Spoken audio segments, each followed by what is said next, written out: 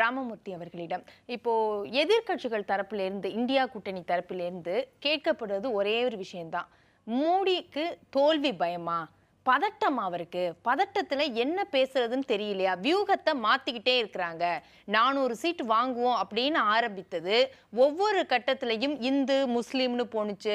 அதற்கு பிறகு இந்த மாதிரி எஸ்சி எஸ்டி மக்களிடம் இருந்து இடஒதுக்கீட்டை பறித்து முஸ்லீம்களுக்கு வழங்கி விடுவார் காங்கிரஸ் ஆட்சிக்கு வந்தால்னு வந்தது.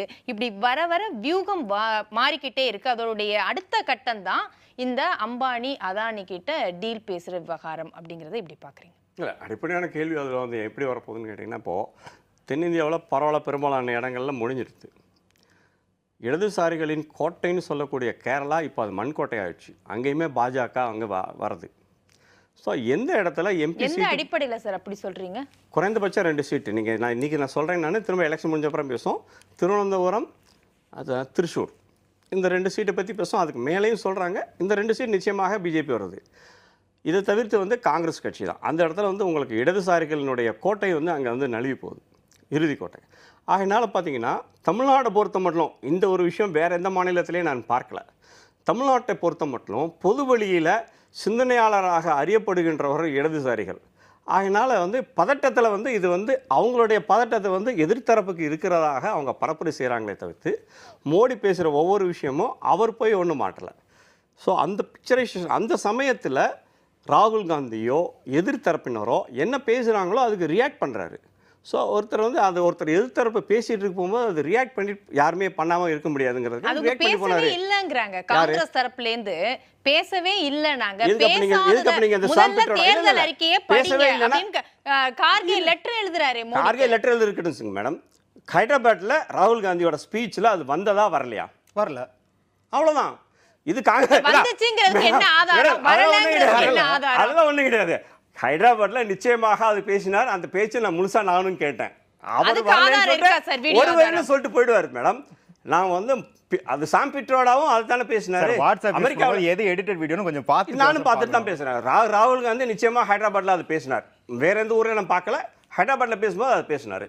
சாம் பிட்ரோடாவும் அதை எதிரொலித்தார். ராகுல் காந்தி பேசினதுக்கு அப்புறம் தான் சாம் பிட்ரோடா இல்லை அமெரிக்காவிலலாம் 55% அரசாங்கம் எடுத்துக்கும், நாமளும் இந்தியாவில் அதை பரிசோதனை முயற்சியில் கொண்டு வரலான்னு சொல்லிட்டு ராகுல் காந்தி பேசினதுக்கு ஒரு முட்டுக்கட்டை கொடுக்குற மாதிரி தான் அவர் பேசினாரே தவிர்த்து அது ஒரிஜினலாக சாம் பிட்ரோட பேசலை. ஆக மக்கள்கிட்ட இருந்து நீங்கள் அந்த வெல்த் டேக்ஸுங்கிற விஷயம் 86 வரைக்கும் இந்தியாவில் இருந்தது. எஸ்டேட் டேக்ஸ் இருந்தது. 86 தான் நீங்கள் இதே காங்கிரஸ் கட்சி தான் இருக்குது, நாங்கள் எடுத்த டேக்ஸை நாங்கள் திரும்ப கொண்டு வரோன்னு. ஆக அப்போ ஒரு கேள்வி என்ன வந்ததுன்னா, சூப்பர் டேக்ஸ்ன்னு சொல்லிட்டு நீங்கள் 98% வரைக்கும் எடுத்துகிட்டு இருந்தீங்க, கம்பல்சரி டெபாசிட் வேறு பண்ணிட்டு இருந்தீங்க. ஸோ இதனால தான் இந்த நாட்டினுடைய தொழில் வளர்ச்சியே இல்லாமல் போச்சு அப்படிங்கிற ஒரு குற்றச்சாட்டு. ஸோ தயாகிருஷ்ணா எழுதின புக்கு இந்தியாஸ் பிளான்டு பவர்ட்டி, இந்தியாவினுடைய வறுமை உங்களுடைய திட்டமிடலாம் நடந்ததுங்கிறது தயாகிருஷ்ணாவோட ஒரு வாதம். ஒரு புக்கு, ஃபேமஸான புக்கு. கின்னர் மிர்தல் ஏசியன் ட்ராமாவிலையும் அதை பற்றி கின்னர் மிர்தல் இந்தியாக்காரர் இல்லை, I think is Australian or American. Asian ட்ராமாவிலையும் இந்த காங்கிரஸ் கட்சியினுடைய இந்த திட்டங்களை பற்றி விரிவாக பேசியிருக்கிறார். அதைத்தான் அவங்க திரும்ப மறு உருவமாக கொண்டு இதனுடைய தேர்தல் அறிக்கையில் சொல்லும்போது அந்த தேர்தல் அறிக்கை அதில் என்ன சொல்லப்பட்டிருக்குங்கிற விஷயத்த மக்களுக்கு புரிகிற வகையில் எளிமையாக பிரதமர் பேசுகிறார். ஸோ இதுக்கு மீனிங் இதுதான் அப்படின்னு அவர் பேசுகிறாரு. நீங்கள் இது இல்லை நாங்கள் இப்படி இல்லை அப்படின்னு அதுக்கப்புறம் நீங்கள் ஆரம்பிக்கிறீங்க. ஆனா அவங்க தேர்தல் அறிக்கை எடுத்து மோடி விளக்கம் கொடுக்க வேண்டியதா இருக்கா? மோடி விளக்கம் கொடுக்கல. இவர்கள் எவ்வளவு அபாயகரமானவர்கள் என்பதை மக்களுக்கு சொல்றார். அவ்வளவுதான். நீங்க உங்களுடைய தாலி கொடி கூட மிஞ்சாதே அப்படிங்கிற ஒரு விஷயத்தை அவர் அந்த இடத்துல சொல்லிட்டு போனார். நீங்க அதுக்கு இது முட்டுக்கட்டை கொடுத்தவர் தான் சாம் பிட்ரோடா. இன்னைக்கு அவர் ரிசைன் பண்ண சொல்லிட்டீங்க. அவர் எதுவுமே தொடர்ச்சி எப்படி பேசிட்டு இருக்காருன்னு. ஆனா சாம் பிட்ரோடா எதுவுமே அவரே பேசல. இளவரசராகிய ராகுல் காந்தி என்ன பேசுறாரோ அதுக்கு தான் கடைசி வரைக்கும் முட்டுக்கட்டை கொடுத்தாரு. கடைசியில் அவர் பலிகடா ஆயிட்டார். அவ்வளவுதான் எங்களோட பாயிண்ட். சரி, சத்யா, உள்ளூர்ல யாரும் கிடைக்கலன்னு சாம் பிட்ரோ தான் சாக்கு அவர் பேசுறது இல்லன்னு மறுத்துற முடியுமா? இல்ல, அவர் பேசுனது தவறுதான். காங்கிரஸ் கட்சியே ஒத்துக்குது, காங்கிரஸ் கட்சியில இல்லாத எல்லாருமே ஒத்துக்குறாங்க, அதெல்லாம் யாரும் மறுக்கல. ஆனா 10 வருஷம் நீங்க ஆட்சி பண்ணது, நீங்க உங்க வளர்ச்சியை வச்சு பிரச்சாரம் பண்ணாம எங்கேயோ யூஎஸ்ல உட்காந்துட்டு இருக்கிற சாம் பிட்ரோ பேசுறதை வச்சு தான் பிரச்சாரம் பண்ணுமா? அவர் எதிர்கட்சின்னு இல்லை, அவர் உங்க கட்சியா இருக்கட்டும் யாரா இருக்கட்டும், ஏங்க நீங்க பிரதமரா இருந்திருக்கீங்க, உங்க சாதனையை சொல்லணும். அதான் நாங்க என்ன பேசணும், நீங்க எதுக்கு சார் டிசைட் பண்றீங்க? நீங்க என்ன வேணா பேசிட்டு போலாம், கேட்டுட்டே இருக்கீங்க. எடுத்து அம்பலப்படுத்த வேண்டிய கடமை எனக்கு இருக்குன்னு மோடி சொல்றாரு. அது ஓகே. இங்க ஒரு மெஷர்மென்ட் வந்திருக்கு, பத்திரிகையில எழுதுறாங்க.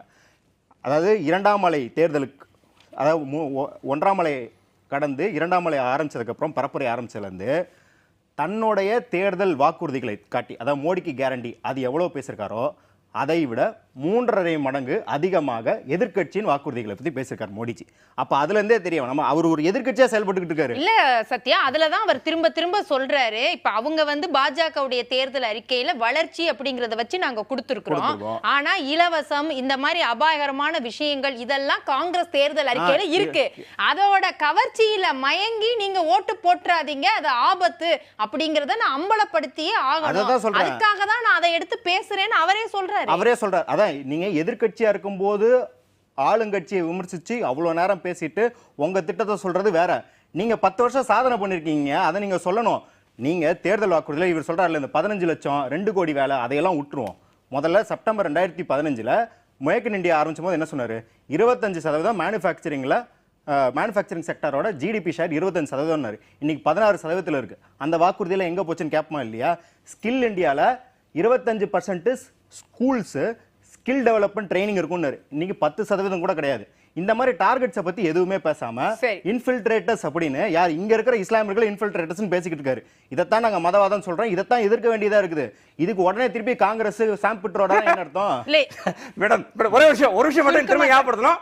1986 அஸ்ஸாம்ல போயிட்டு ராஜீவ் காந்தி யாரோட கையெழுத்து போட்டார்? ஏஜிபி கூட எதுக்கான கையெழுத்து போட்டார்? உங்களை பத்தி பொறுங்க சார், பிஜேபி இதெல்லாம் இல்ல. நேஷனல் ரெஜிஸ்டர் ஆஃப் சிட்டிசன்ஸ், தேசிய குடிமக்களுடைய பதிவேடுங்கிற விஷயத்தை முதல்ல பேசினது யாரு? ராஜீவ் காந்தி தானே. சார் ராஜீவ் காந்தி கெட்டவர். ரைட் சார், ராஜீவ் காந்தி கெட்டவர்னு சொல்ல வரல. அந்த பிரச்சனை ஏன் வந்தது? அஸ்ஸாம்ல ஏன் இல்ல சரி, நீங்க வந்து திரும்ப ஒரு பொய்யை சொல்றீங்களா? அஸ்ஸாம்ல ஊடுருவல்காரர்கள் நடக்கவே இல்லையா? அஸ்ஸாம் மக்கள் வந்து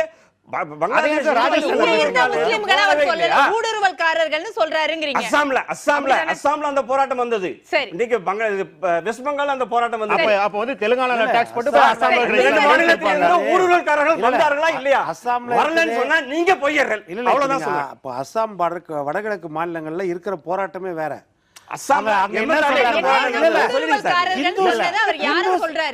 எல்லா மதத்தின் காரணங்களும் இந்துஸ் கூட எங்களுக்கு வரக்கூடாதுன்றாங்க பங்களாதேஷ்ல இருந்து. ஏன்னா எங்களுக்கு வேலை வாய்ப்பு போயிருது, எங்க இளைஞர்கள் படிக்க முடியலன்னு. அதனால அவங்க பண்ற போராட்டமே வேற. நீங்க கொண்டு வர என்ஆர்சி வேற, சிஏ வேற, அவங்க பண்ண போராட்டம் வேற. அது அசாம் கல பரிஷத்து அப்பதான் உருவாச்சு. இப்ப என்னன்னா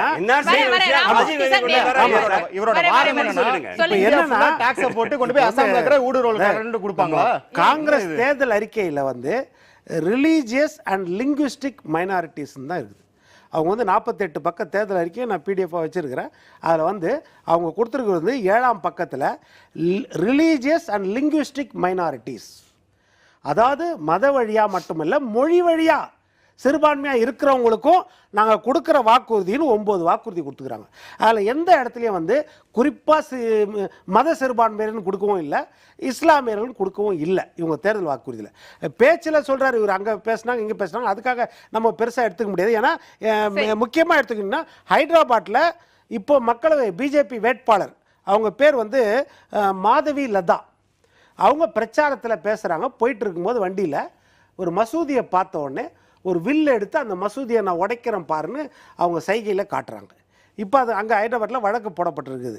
இப்போ அவங்க மேலே இப்போ வந்து மத சார்பு இல்லாதவங்க பிஜேபி நடவடிக்கை எடுக்கணுமா இல்லையா? இந்த மாதிரி முஸ்லிம்களுக்கான இடஒதுக்கீடு 4 தடவை கொண்டு வந்து அதை நிறுத்தி வச்சிருந்தது கோர்ட் அப்படிங்கறதையும் சொல்றாங்கல்ல சார்.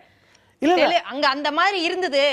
ஆந்திராவுல 4 தடவை கொண்டு வர முயற்சி பண்ணாங்க, அது நிறுத்தி வைக்கப்பட்டது. இது வந்து ஓபிசி மக்களுக்கான துரோகம்னு அது இல்ல. இன்னொரு பக்கம் சொல்றேன், மத அடிப்படையிலான இடஒதுக்கீடு வந்து கொடுக்க கூடாதுன்றது நிறைய பேர் நடுநிலையாளர்கள் கருத்து. அது ஏன்னா மதம்ன்றது மாறக்கூடியது. இல்ல மதம்ன்றது மாறக்கூடியது. இல்ல நான் சொல்றேன், மதம்ன்றது மாறக்கூடியது. மத அடிப்படையில் இடஒதுக்கீடு நிறைய இடத்துல இருக்குது, மத அடிப்படையில் இருக்குது நிறைய இடத்துல. இப்போ தமிழ்நாட்டிலே 3% இருக்குது. அதனால அது ஒரு பக்கம், அது வந்து நம்மளுக்கு ஏற்படையில்லை. மதம்ன்றது மாறக்கூடியது. அதே மாதிரி பொருளாதாரன்றதும் மாறக்கூடியது. பிஜேபி பொருளாதார அடிப்படையில் தான் கொடுக்கணும்னா, ஜாதின்றது நீங்க பிறந்ததுலேருந்து சாவர வரைக்கும் மாறாது. நீங்கள் கலப்பு திருமணம் பண்ணால் கூட மாறாது. உங்கள் ஜாதி அதுதான், நீங்கள் பிறக்கும்போது என்ன ஜாதியோ அதுதான் இறக்கும் போதும். ஆனால் மதம் அப்படி கிடையாது. நீங்கள் பிறக்கும்போது ஒரு மதமாக இருக்கலாம், இறக்கும்போது வேறு மதம். பொருளாதாரம் அப்படி கிடையாது. நீங்கள் பிறக்கும்போது ஏழையாக இருக்கலாம், அதுக்கப்புறம் பணக்காரலாம். அதனால தான் அந்த அடிப்படையில் இதுவும் கொடுக்கக்கூடாதுன்னு தான், நம்ம பொருளாதார அடிப்படையில் கொடுக்கக்கூடாது தான். இன்னொரு பக்கம் மோடி அவர்கள் பேச்சில் வந்து ஒரு நெருடலான விஷயம் என்னென்னா, காங்கிரஸ் வந்தால் ராமர் கோயிலை இழுத்து மூடிடுவாங்க அப்படி, அதெல்லாம் ஒரு மிகைப்படுத்தப்பட்ட ஒரு பேச்சா இருக்கும், வெறுப்பு பேச்சா இருக்கும். அவங்க ஷாபானு வழக்கு வந்து உதாரணமா காட்டுறாங்க. அந்த வழக்குல எப்படி நீதிமன்றம் ஒரு தீர்ப்பு கொடுத்தது, ஆனா அதை நீர்த்து போக செய்யற மாதிரி ராஜீவ் காந்தி ஒரு சட்டத்தை இயற்றினாரு. இந்த மாதிரி மறுபடியும் வர்றதுக்கு வாய்ப்புகள் இருக்கு. நிறைய முன்னுதாரணம் இருக்கு. இல்ல இவங்க அந்த மாதிரி தான் அவசர சட்டம் கொண்டு வந்தாங்களா? ராமர் கோயில்ல கிடையாது. அதே மாதிரி ஆனா வந்து டெல்லியில வந்து உயர் பதவிகள் வகிக்கிறதுக்கு நீதிமன்றம் என்ன தீர்ப்பு கொடுத்துச்சு? அப்புறம் எப்படி அவசர சட்டம் கொண்டு வந்தாங்க? அதனால காலத்தின் தேவைக்கு ஏதோ அந்த அவசர சட்டம் தான் எடுத்துவாங்க. இது போல அவசர சட்டம்லாம் எடுத்துன்னு வந்து ராமர் கோயில போட்ட மாட்டாங்க. அதை நீதிமன்றமும் பார்த்துட்டு சும்மா இருக்காது. அதுதான் சொல்றேன், அதுதான் மிகைப்படுத்தப்பட்ட பேச்சுன்ற. அந்த பேச்சு வந்து ரெண்டு பக்கமும் இருக்கக்கூடாதுன்னா தேர்தல் கமிஷன் நடவடிக்கை எடுக்கணும். அப்பதான். ராமமூர்த்தி அவர்கள்ட்ட இப்ப கெஜ்ரிவாலுக்கும் இடைக்கால பிணை கிடைச்சிருக்கு. இது வரவேற்கத்தக்கது, வெற்றிக்கான உத்வேகத்தை தருகிறது அப்படின்னு தமிழ்நாட்டின் முதல்வர் ஸ்டாலின் அவர்கள் கூட இயல்பான விஷயம்தான். ஏன்னா தமிழ்நாட்டில் சர்க்காரியா கமிஷன் ஒரு கமிஷன் மூலமாக விஞ்ஞான ரீதியாக ஊழல் செய்தவர்கள்னு சொல்லிட்டு கேஸ் போட்டாங்க. இந்திரா காந்தியோட ஆட்சிக்கு ஆதரவு தர்றன்ற பேரில் 80 ஆட்சிக்கு கொடுத்ததுக்கு அப்புறமாக இந்திரா காந்தியை வச்சு அந்த 4 கேஸையும் வாபஸ் வாங்க முயற்சி பண்ணீங்க. அப்போ இருந்த பப்ளிக் ப்ராசிக்யூட்டர் அது ஒத்துக்கலை. அதனால் பப்ளிக் ப்ராசிக்யூட்டரையே மாற்றிட்டு திரும்ப அந்த 4 கேஸுகளையும் நீங்கள் வாபஸ் வாங்கினீங்க மஸ்டர் ரோல்லேருந்து. ஆனால் இப்போ வந்து என்ன கிளைம் பண்ணுறீங்கன்னா, எங்கள் மீது எந்த ஊழலையும் நிரூபிக்கவில்லை அப்படின்னு சொல்லிட்டு நீங்கள் ஒரு கிளைம் பண்ணுறீங்க. ஆனால் அன்றைக்கு பொதுநல வழக்குகள் இருந்து ஆரம்பித்து சோசியல் மீடியா எதுவும் இல்லாத ஒரு காலத்தில் ஒரு 4 கேஸை எப்படி வாபஸ் வாங்கினீங்க அப்படின்னு அந்த வரலாற்றை பார்க்கும்போது உங்களுக்கு இணையான ஒரு ஊழல்வாதியாக அவர் கெஜ்ரிவால் இருக்கும்போது அதை நீங்கள் தாராளமாக வரவேற்க தான். ஊழல்வாதின்னு குற்றச்சாட்டு இருக்குல்ல. பிஎம்எல்ஏ மேடம், பிஎம்எல்ஏல வந்து ஒரு சார்ஜ் வந்து என்னன்னா அந்த டிஸ்ப்ரொபோர்ஷனேட் அமௌண்ட் இருக்கு. அது நீங்கள் இன்னைக்கு தேதி வரைக்கும் கெஜ்ரிவால் விளக்கம் கொடுக்கவே இல்லை. டிஎம்கேல 2 பேர் கன்விக்டட் ஆயிட்டாங்க. ஆக்சுவலாக செங்குட்டுவன் முன்னாள் அமைச்சர் இறந்துட்டாரு. பிள்ளைங்க அவங்க கன்விக்டட், அவர் இறந்துட்டாரு. அதே மாதிரி பார்த்தீங்கன்னா இவர் நம்ம பொன்முடி கன்விக்ஷன் வந்தது. இப்போ அப்பீல்ல தான் இருக்காரு, ஒழிய கன்விக்ஷன் வந்துச்சு. சரி, அதை வரவேற்கிறோம்ங்கிறாங்க. அவங்களுக்கு ஒரு பலம் கூடிருச்சா? எந்த மாநிலம்னு சொல்லிட்டு எனக்கு சொன்னா நிச்சயமா தில்லியில கிடையாது, குஜராத்லேயும் கிடையாது. ஆம் ஆத்மியோட பிரசன்ஸ் வேற எங்க உங்களுக்கு உதவி பண்ணும் அப்படிங்கிறத நீங்க சொன்னீங்கன்னா நாங்க தெரிஞ்சுக்கிறதுக்கு தயாராக இருக்கிறோம்.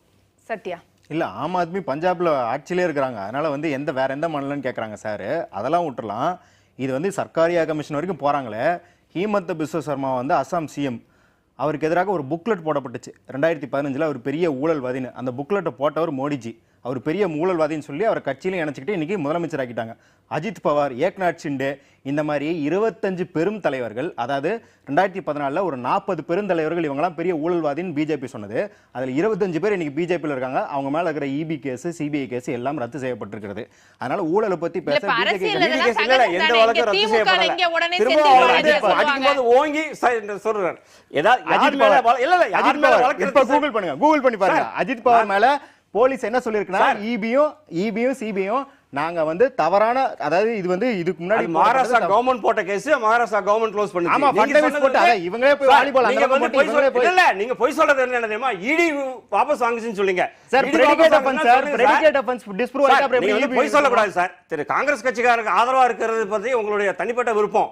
அதுக்காண்டி முழு பூசணிக்காய் சோத்துல பறிக்கிற மாதிரி இடி கேஸை வாபஸ் வாங்குச்சு, சிபிஐ கேஸை வாபஸ் வாங்குச்சுன்றது முழு போய். அவ்வளவுதான் சொல்றேன். பிரெடிகேட் ஆஃபென்ஸ் மேல எல்லாம் வழக்குகள் இருந்ததா குற்றம் சாட்டப்பட்டதா இல்லையா சார்? மேடம், அந்த வழக்குகள் எதுவுமே வாபஸ் வாங்கல. அப்ப வழக்குகள் எதுவுமே வாபஸ் வாங்கல. தமிழ்நாட்டிலே தான் இவ்வளவு வழக்குகள் இருக்கு. ஆவண ராசா மேல இருந்து செந்தில் பாலாஜி அவர்களை பத்தி தான் ஸ்டாலின் அவர்கள் முன்னாடி சொன்னார் ஆட்சிக்கு வர்றதுக்கு. சரி, அது தப்பு. இல்ல, அது தப்புங்கற. சகஜம்னு எடுத்துக்க. அத நான் தப்புங்கறேன். அப்ப அது தப்பு அப்படினா வந்து மோடியின் தப்பு தானே? இப்ப செந்தில் பாலாஜி மேல முன்னாடி புகார் கொடுத்தாங்க, இப்ப அவர் இந்த கட்சியில இருக்காரு, தப்பு. அப்ப மோடி பண்றது தப்பு தானே? நான் ரெண்டையும் தப்புன்னு தானே சொல்றேன். இவங்க என்ன சொல்றாங்கன்னா, செந்தில் பாலாஜி மேல இருக்கிறது குற்றம், ஏன்னா திமுக ஊழல் கட்சி. ஆனா பாஜக ஒப்பற்ற கட்சி. பிஸ்வ சர்மாவை நாங்க சிஎம்ஏ ஆக்கிட்டோம், ஊழல்வாதின்னு சொல்லிட்டு. அதனால வாஷிங் மிஷின் எல்லா கட்சிக்காரங்களும் இல்ல. ஹேமந்த் பிஸ்வா சர்மா பத்தி பேசுறாரு. அவங்களுக்கு ஏன் அவ்வளவு ஆத்திரம் வருதுன்னு தெரியுது. ஏன்னா வந்து வடகிழக்கு மாநிலங்கள் முழுவதும் பாகிஸ்தான்காரங்க கம்யூனிஸ்ட் கட்சியும் தொடர்ந்து இருக்காரு. அதனால அந்த கோபம் வருது சார். என்ன கேஸ் இல்ல பாருங்க, அசாம ஊடுருவல் ஒரு எஃப்ஐஆர் இல்ல நீங்க தயவு செஞ்சு ஒரு எஃப்ஐஆர் காமிங்க சார். நீங்க சொல்றது உண்மைன்னு ஒத்துக்கிறேன். நீங்கள் காங்கிரஸ் கட்சிக்காரங்களும் கம்யூனிஸ்ட் கட்சிக்காரங்களும் சத்யசந்தன் உத்தரன் ஹேமந்த் பிஸ்வா சர்மா மேல ஒரு எஃப்ஐஆர் கவுலுங்க. இல்ல சார், இப்ப இல்ல சார், அதான் சார் எப்பயுமே கிடையாது. நீங்க வந்து உங்களுடைய சேத்தை வாரி இருக்கின்ற வேலையெல்லாம் வழக்கம் போல கம்யூனிஸ்ட் கட்சிக்காரங்க காங்கிரஸ் கட்சிக்காரங்க பண்றாங்க. அவ்வளவுதான்.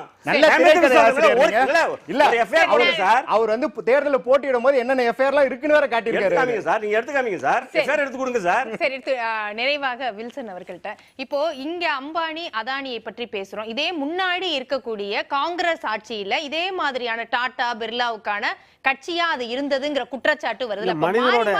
மனிதனுடைய உளவியலாவே 2ல் 1 தான் மனிதனுடைய எண்ணம் போகும்.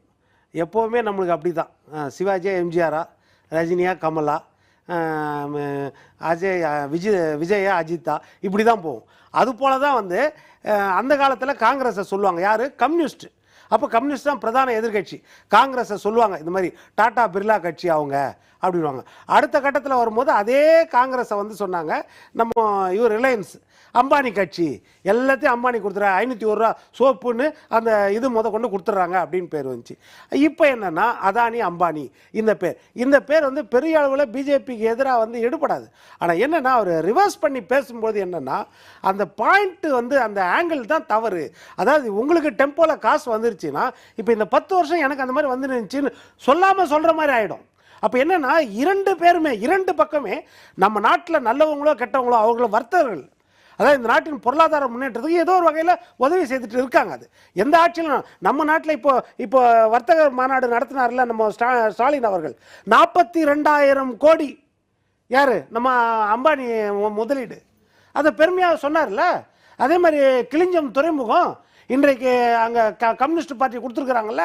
எந்த இது ஓப்பன் ஆக்ஷனே இல்லாமல் மோனோபோலியாக ஒருத்தர் கொடுத்துருக்குறாங்க. அது அதானிக்காக கொடுத்துருக்காங்க. அதனால இது வந்து வர்த்தகர்கள் நடக்குது. ஆனால் இவர்கள் 2 பேர் அரசியல்ல அந்த வர்த்தகர்களை வந்து கேவலப்படுத்தாமல் இருந்தால் நல்லா இருக்கும்.